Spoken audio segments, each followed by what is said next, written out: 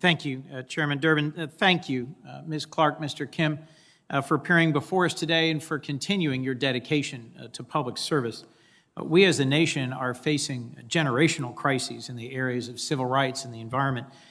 Yet in both areas, we also now face urgent needs to revitalize critical work in these areas. And both of you are accomplished public servants with impeccable qualifications and a demonstrated commitment to the rule of law. You are, in other words, exactly what we need in this moment. So I am proud to support both of your nominations. Ms. Clarke, I'm a little bewildered by efforts we've seen here so far today to paint you as somehow anti-law enforcement. So I want to ask you a series of questions, if I could.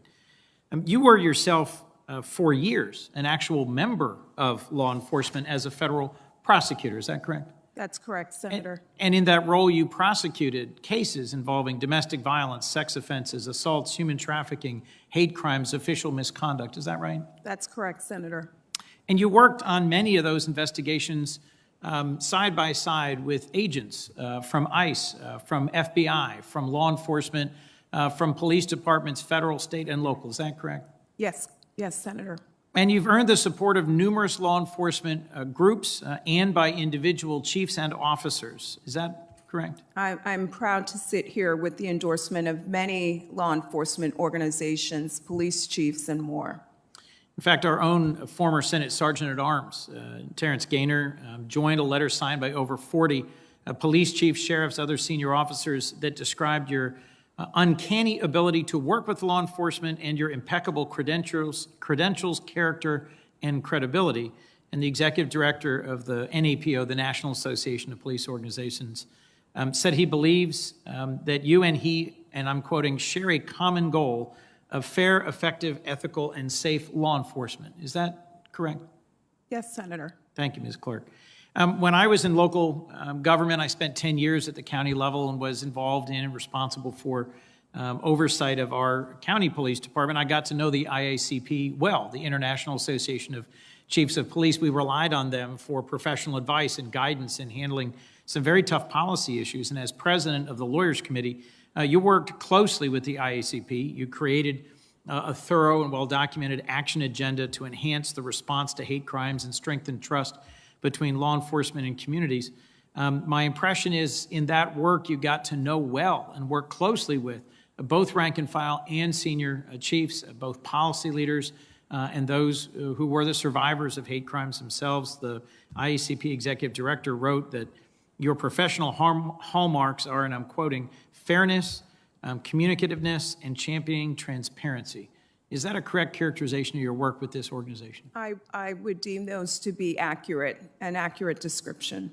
So let me just say, as the co-chair of the Law Enforcement Caucus here, I know we desperately need people who can listen to, respect, and work with law enforcement, who can work with the communities that they serve and break down some of the barriers that have imperiled reform.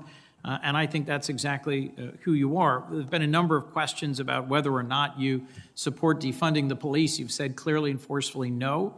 Let me just ask a last question, if I could, in this area.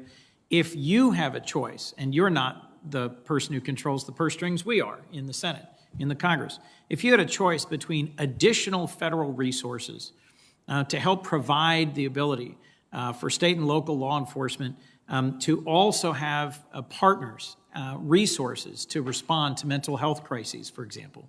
If you had that choice, or you had the choice of reducing the total funding available for law enforcement, which of those two would you choose? I don't have the power of the purse string, but if I could put my thumb on the scale, I would put it on the side of more resources. That's what we need to tackle the grave issues that we face today. The rise in hate and extremism is just one example of that. Well, that's something I look forward to fighting for as an appropriator on the subcommittee that funds the Federal Department of Justice. I've talked to senior leaders in the administration. I've talked to President Biden, and I think we can, if we choose to work together, find a way to significantly increase the resources available for law enforcement and for appropriate mental health responses to crises. But Mr. Chairman, with your indulgence, I'd like to ask Mr. Kim one question. Certainly. Mr. Kim, if I might, we've gotten a lot of attention to your colleague here, but I wanted to ask you one question, if I might. I'm a new co-chair of the International Conservation Caucus, and I'm working with Senator Portman on reauthorizing the Presidential Task Force on Wildlife Trafficking. Would you agree that wildlife trafficking isn't just a conservation issue? It's one that threatens the security of our international partners because the networks that often conduct wildlife trafficking are also involved in other natural resources crimes, human trafficking, drug trafficking, moving weapons, drugs, and money. Do you see it as an important crime to investigate and prosecute? Thank you, Senator. Absolutely, I agree with that. Wildlife trafficking is important not only because of its effect directly on wildlife, but also because of its documented connections with international criminal organizations. It is currently a priority of the division, and if confirmed, I would hope to keep it a priority as well. Thank you. Well, I'm grateful that both of you are willing to continue your careers in public service and look forward to supporting your confirmation by the Senate and your service as part of the administration. Thank you.